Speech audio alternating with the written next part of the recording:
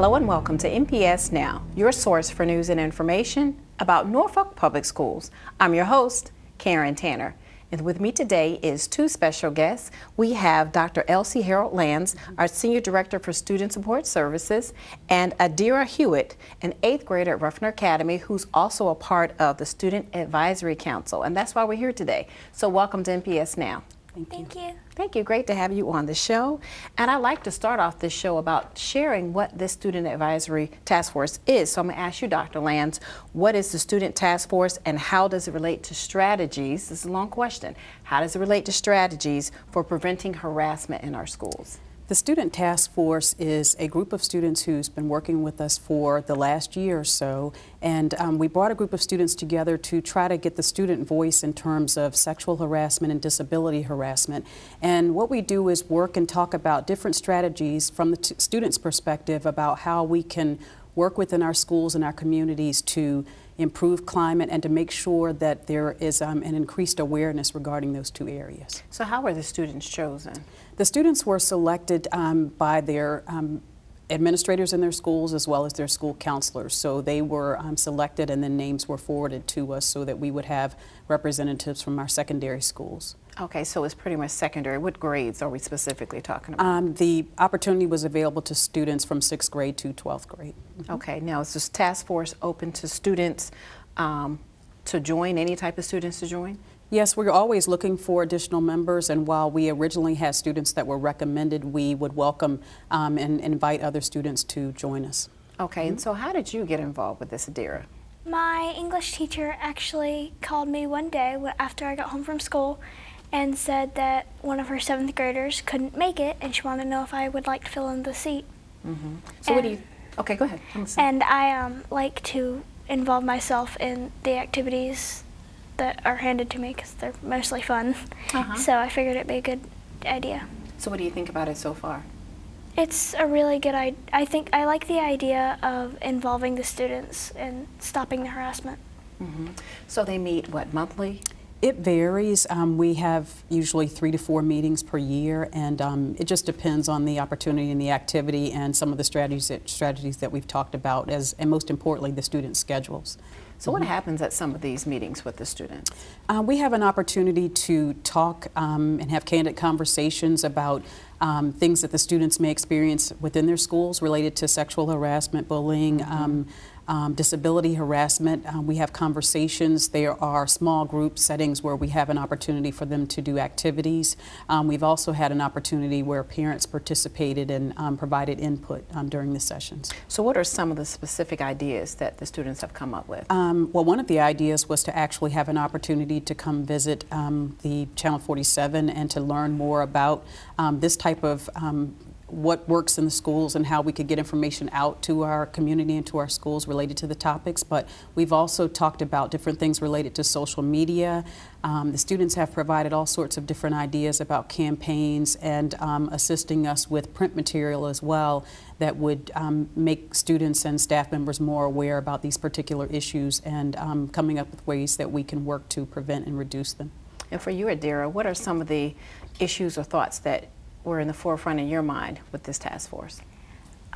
For most students that are bullied, they either don't want to speak up because they're going to have repercussions from their bullies, or they don't know who to speak up to. So the posters in the hallways, that's always a good thing to add, and the social media, getting the word out. So how do you think you can engage the students in social media or possibly with TV? Because you guys are taking a tour with us today. What do you think about that? I think that as long as the students know about the social media, they'd be open to using it. We actually came up with a hashtag that students could use. So you've been pretty much kind of enjoying this and hanging with your friends. What do you think they think about being a part of this new task force? They think it's interesting. They also agree with me. They like the idea of involving the students because normally it's something that parents and the teachers take a hold of, but with the students it's more personal. What do you think is the future impact for this task force? You know, we have that for this particular group right now, but do you think we may do other task force, or we'll keep this task force going? I definitely think that we'll keep this task force going. We also have an adult task force that consists of some parents and community members as well. And so we look forward to having opportunities where the two groups can collaborate, but we definitely look forward to this just being the beginning of something that we continue for some time within the district and the community. And exactly, this task force got started this year, or it was in the making last year? We actually started last year, and we've been able to enhance it this year, yes. So what are some things, I mean, at some of the meetings, what do you do when you meet with this group, and how long do you meet when you're together? We normally meet for about an hour and 30 minutes, and we first come together to formulate what we're going to do, and then we get into smaller groups and to discuss how we're going to do it, and then we switch the group so each person gets a chance with both groups. So what are some of the things you're talking about in your groups? We thought of a way to incorporate the parent task force and the student task force with the principals at each school and the homeroom teachers, so we could have an easier way to report bullying. Wow, that's good. So you've pretty much been picking up the charge about bullying and other sexual harassment type of Right, it's been bullying, topics. sexual harassment, disability harassment, and how, you know, in each of those areas the student voice is important. And as she mentioned, you know, it's very important to get the students' perspective and to learn about, you know, what they might think rather than all of us, you know, making decisions and coming up with ideas for them. They've been able to help us tremendously. So you see this continuing next year? Absolutely, yes. Wonderful. Glad to have you on the show, and you gave us a little light, and hopefully if people are interested, they can contact your school or contact the Student Support Services Department. Yes, absolutely. What's that number? 628-3931. Great. Thank you both for coming on the show, Adira and Dr. Lance. Thank you so much. We want you to stay tuned for more NPS Now.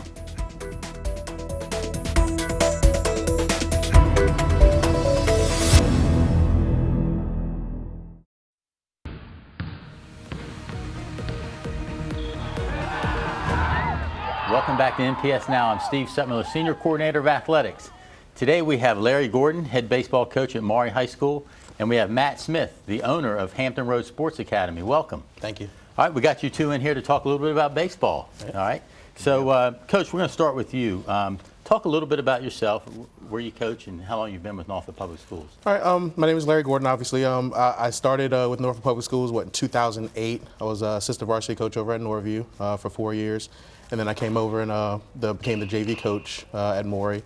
There for 3 years, and then now I'm the varsity coach over here. Okay. So, Matt, a little background on yourself. I went to Great Bridge High School, played for the famous coach Wiley Lee, and you know, upon graduation, I went to Virginia Military Institute, graduated from there, and was signed by the Texas Rangers, and you know, played professionally with both the Rangers and the Mets organization, and you know, I love baseball, and so I just kept on with it. Okay, great.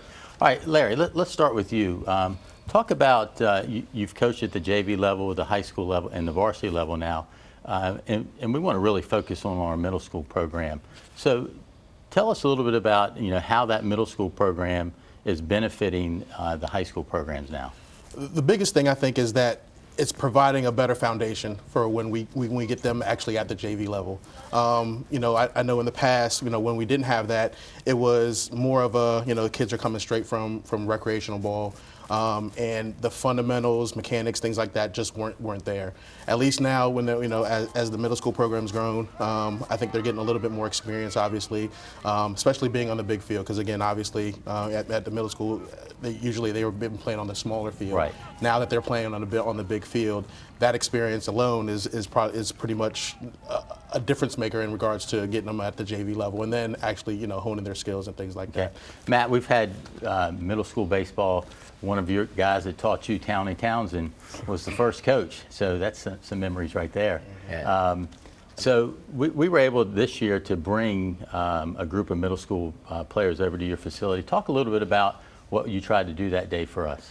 So, I mean, we had split up, 4 schools each day, and it was really just to kind of grow awareness, for a lot of kids, and also maybe kind of steer some of the coaches in the right direction, get to know them, and kind of really extend an olive branch. I mean, it's I'm a believer in befriending coaches, and it's we want to be their allies, And if there's stuff that we can do to help support them, help them, provide them with different things or knowledge that they may or may not have, or just any advice, we want to do that, just because it's gonna stimulate baseball in Norfolk. There's at the middle school level, you get a lot of kids that they haven't given up on baseball yet. A lot of times, by the time kids get to high school, they've already either considered that, or they've already ruled out baseball because they're going with basketball or football. So it's kind of sometimes a last chance to kind of get a kid to truly commit to a sport. And baseball is, there's a lot more resources you need to play baseball. But there were some phenomenal athletes out there, man. It's some of the best baseball players in the world started their careers late, and you can't teach athleticism. You can teach baseball. So right. It's a good fit. So I know we have some footage of the day. So what are some of the things that you went over and taught some of the kids that participated that day? I would stand up and demonstrate now, but no, you can't. I know. I'm big on movement training. I mean, it's a lot of the movements that are in basketball and football. Just learning how to have your hips down. Just being multifunctional. Those cross over into baseball. Baseball is not a mechanical sport. I mean, the best athletes in the world and the best baseball players in the world a lot of times are coming out of the Dominican Republic. Those kids aren't taught mechanics. They're taught movements. I mean, you can't walk your way off the island. So guess what? They learn how to swing hard and learn how to throw hard as well. So it's when you have an athlete, you can become a baseball player really fast. And it's a lot of the kids. And it's actually one of the greatest strengths Norfolk has. And Chesapeake and Virginia Beach, a lot of the kids have already made their mind or committed to one sport. And I don't believe you truly become an athlete learning how to play one sport. Yeah, that's a good point. Coach, kind of piggyback on Matt there, as a coach, what do you want to see in a player coming to your program? What kind of skills? Like Matt just said, I want them to be athletes, because being able to teach them a little bit more about baseball, I don't want to say anything is easy in baseball, but that's the easier part. Teaching a baseball player how to be athletic, it's difficult. It's a lot more difficult. Not to say that you can't, it's just to say that they have what they have, and then trying to hone more athleticism into them is a little bit more difficult. So I think having them be athletes, and again, like you said, having Norfolk is abundantly. I mean, they just have so many athletes, and getting those athletes to commit to baseball as another sport, not necessarily as the sport, but just as another sport, I think would be huge. All right, so that's a good question. So, what are some of the challenges? We can start with Matt, that you see that prevents a middle school player or to stay with baseball. You mentioned it. That's kind of the time they kind of drop it and. I think baseball is evolving.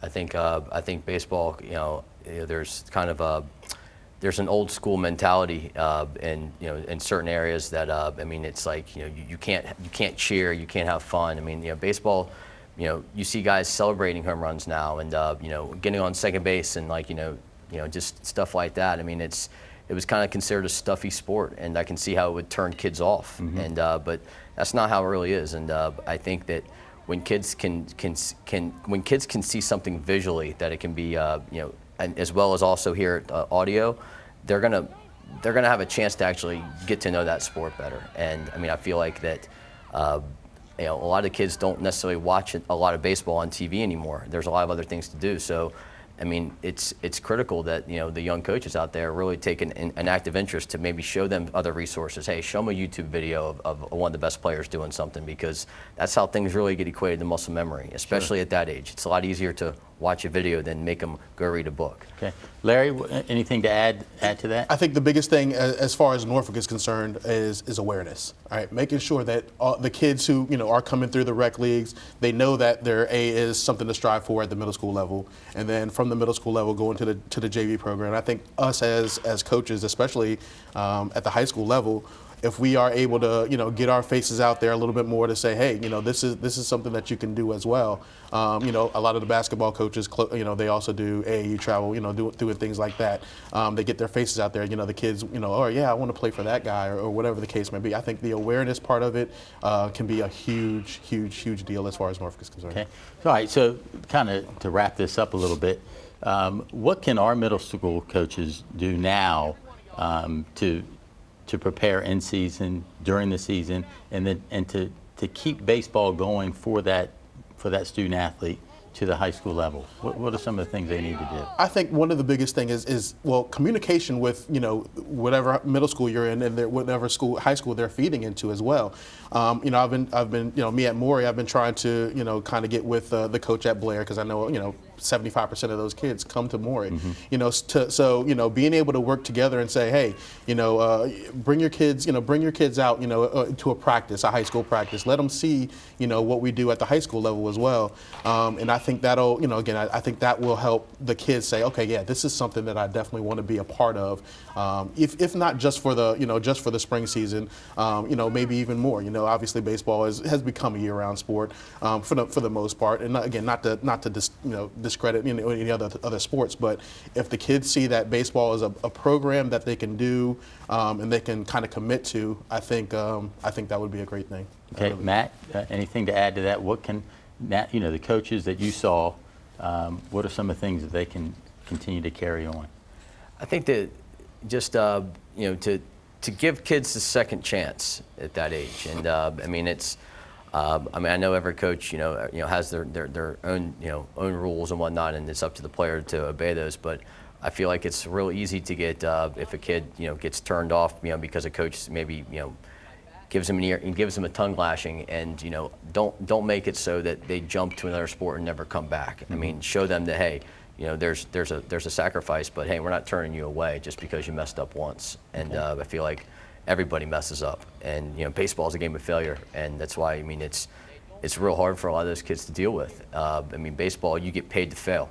You fail 70% of the time.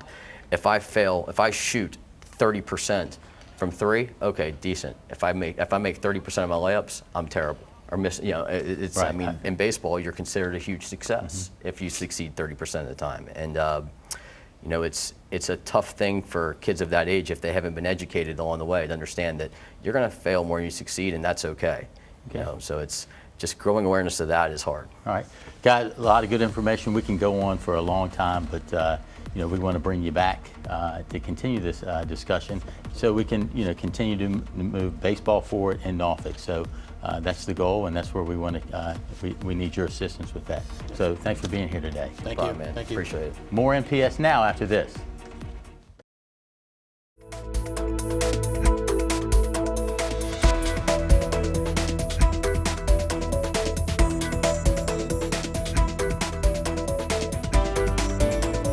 Welcome back to NPS Now. We have two special guests with us today. The first is Patty Redens, our Safe Routes to School coordinator, and Gary Shavarati of the Lynn Fund of the Brain Injury Association of America. Welcome to NPS Now. Thank you for having us. And please don't ask me to say that again. So I'll say BIAA for short. Perfect.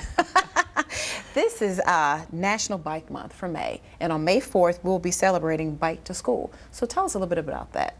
Yeah, this is our second year of having Safe Routes to School program. And part of the Bike to School Day program, it's a national event. So pretty much every state across the country is participating in this, whether it's biking to school, a bike at school event, or for those who maybe can't bike to school, is having a starting point where parents can have a drop-off and we can have a bike event from that drop-off point to school.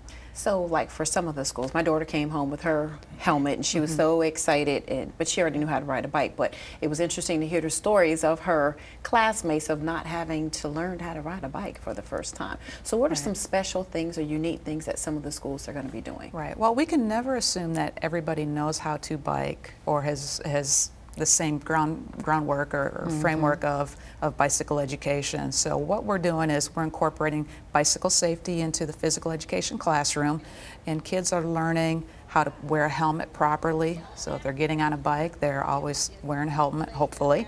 And then also they're learning the rules of the road, how to ride a bicycle safely, learning how to use hand signals for turning, how to brake appropriately, and keep their balance, and also scanning and looking for cars and looking for obstacles and know how to avoid those and stay safe. Right. So Gary, tell us a little bit about you and your organization.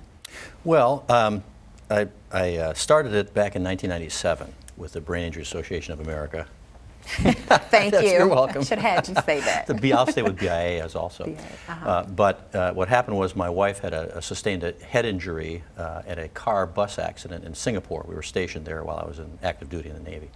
And we had a really hard time getting information about head injuries and finding out about them. At that time, there was very little information. And eventually we came back to the United States, and she actually passed away. But we decided this foundation set up to provide information about traumatic brain injury and also to prevent it, which we do with, of course, with helmets and education.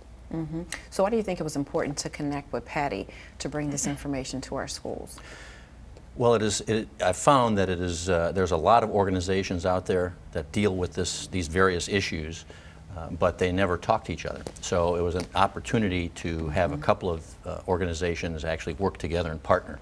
And so you get 3 times the kick for 2 times the effort, I guess. And so you have some interesting props here, some of the helmets. Do you give some of those away to the schools? We do. Patty and I have been working together for a couple of years now, and we actually have these specially designed brain helmets, multi-use sport helmets for the Lynn Fund, which my wife now designed. She was a graphic designer.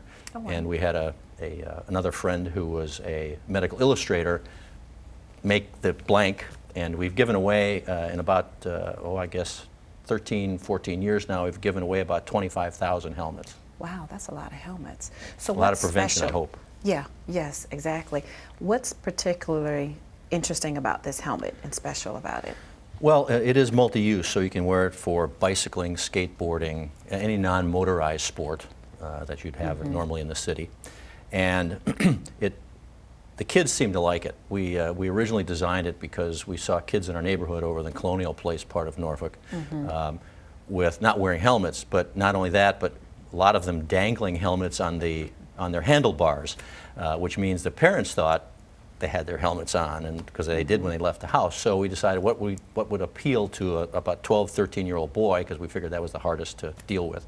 And we came up with the brain, and it seems to be very popular with the children. So a lot of kids are riding around with brain helmets. That's right. We've seen them all the time, so it's really good. Wow. So the design on the inside, and I see you have a special prop. How does that protect the students' heads when they're riding that helmet? All if they were to helmets, have an accident? all helmets have 2 parts. And motorcycle, I mean any kind of helmet, and that's an outer shell and an inside, basically a shock absorber. So this is a closed cell foam, and it's basically the same design as your head, which has your skull, and then your brain, your shock absorber is the cerebrospinal fluid within your head. So all helmets are designed the same way. These are just designed specifically with a hard shell and the foam. So it's works for 2 ways. So Patty, like we were younger, I'm putting us in the same category, we may have had a helmet riding around in the neighborhood. Why did things shift? Well, there's several things that kind of happened. Helmets really didn't take off until maybe the late 70s, early 80s. And the only ones who really wore helmets were your serious bikers. So you didn't really see a lot of folks our age when we were younger wearing helmets. And then in the late 80s, they started to actually design the closed foam helmets with the shell, but they weren't readily available. And the other thing too is there weren't as many, as we say, dangers. We rode on dirt roads. There's more paved roads now. There's more distracted driving now. So it seems like the danger or the potential for accidents has increased, and hence the need for safety and safety apparatuses like bicycle helmets has increased. And have we incurred some laws now with this? Right, so Norfolk, the city of Norfolk actually has a bicycle helmet law. It's 14 and under. You're supposed to be wearing a helmet. 14 and under? 14 and under, yes. Wow. And there is a fine that the city has that, if a child is found without, they could be, held liable for that fine. But the city, according to the rules, that they could go without that fine if the parent is to buy a helmet and prove that That they actually have one. Right. I'm glad you Right. said that, because I've seen some little kids riding my neighborhood without helmets. So Patty, I may have to borrow some for you. Absolutely. Or From call you me. and call you, tell them come around there and tell them get your helmets on. So give us, for the parents, that was a good tip for parents, but share some other bike safety tips for cyclists and for the motorists who are driving near the cyclists? Well, the one thing people don't understand or don't comprehend is bicyclists have the same right to the road and also the same rules as a motor vehicle. So if it's a stoplight or a stop sign, a bicyclist is supposed to also stop and follow those same rules as a motor vehicle. And then the other thing is bicyclists ride right, pedestrians walk left. And those rules are in place so that as drivers, we always can anticipate if there's a bicyclist in the road, they're on the right side. If there's a pedestrian, normally we'll see them on the left side. Now that's assuming there's no sidewalks for pedestrians, to be in the safe zone. So, these rules are in place to, one, keep everybody safe, especially the bicyclists or pedestrians, but also those in the vehicles, Right. to keep people out of Gary? harm's way. Right. And Gary, did you want to share some tips with us too? Well, first, if you're going to, especially riding a bike or any non-motorized sport, always wear a helmet. And the reason I say always, and I always tell the kids this when we're giving presentations, is that I always ask them the definition of an accident. And not an example, which they always want to provide, falling off your bike. I said, but what's the definition? And of course, the definition is something that happens that you don't think is going to happen. And which means you can't put your helmet on while something's happening. So you better have it on all the time while you're doing that. I like that. I like that. That was sage advice for students. So if someone wants to reach out to you and learn more about your organization and what you all do, or have you come and speak to their group, how can they reach you? Well, my email is the best way, which is my last name, Chiavarati. I need you to spell that. It's C-H-I-A-V as in Victor, E-R-O-T-T-I at AOL.com. Awesome. That's the easiest way to do it. Because this has been great information. I mean, seriously, I will now definitely speak to you about getting some helmets for some of these students, because I don't think they nor their parents really see the importance of this. And I also have to say that the other thing I do when I'm doing some of these things, if a parent is there, I always ask the child if they bike with their parents, and if they say yes, I ask them if the parent wears a helmet. And often the answer is no. No. The children wear helmets because the parents tell them to, but the parents don't model that by not wearing a helmet. So then I said, well, do you want to collect on life insurance? And the kid goes, what? But anyway, Like, so what's that? please make sure that happens, that children should be asking their parents where their helmets are as well. Right, right. And Patty, I know we're celebrating it this month of May, but what else is going on in our schools? Right. In addition to celebrating the Bike to School Day and Bike Month, is in addition with the city of Norfolk, there's many opportunities to attend bicycle rodeos or some bicycling events. With Norfolk Public Schools, we have 2 free events. May 14th, which is a Saturday at Chesterfield Academy, we have a free bicycle rodeo that goes 10:30 to 12. And then the other event is at Tarleton Elementary, or Tarleton Recreation Center, is another bicycle rodeo. It's free for families to attend, and at that one we'll have all kinds of vendors attending and a safety course. And it's really a great opportunity. It's a lot of fun, and that one finishes up with a 2-mile ride kind of through the city that's led by the Norfolk Police Department. Oh, that's great partnership. And we will be there giving helmets away. So you which will I be didn't there remember. that day. Okay. Just maybe I didn't mention that. We do give them away. We don't charge for them. So Wow. we'll be That is there. awesome. Well, we will definitely promote that activity for our public and our parents. Yeah, well, thank you guys for coming on today and sharing such valuable information today. Great. And we look forward to hearing more from you all, especially you, Gary. Well, I no won't say your problem. last name. But That's better. it's awesome. Great to have you both on the show. Thank you. Thank you. And we want to thank you for watching NPS Now. It airs weekly on WNPS, Channel 47, or you can view us online at www.npsk12.com. If you have any great story ideas or information you'd like to share, email us at npsnews@npsk12.com. Again, we want to thank you for watching NPS Now.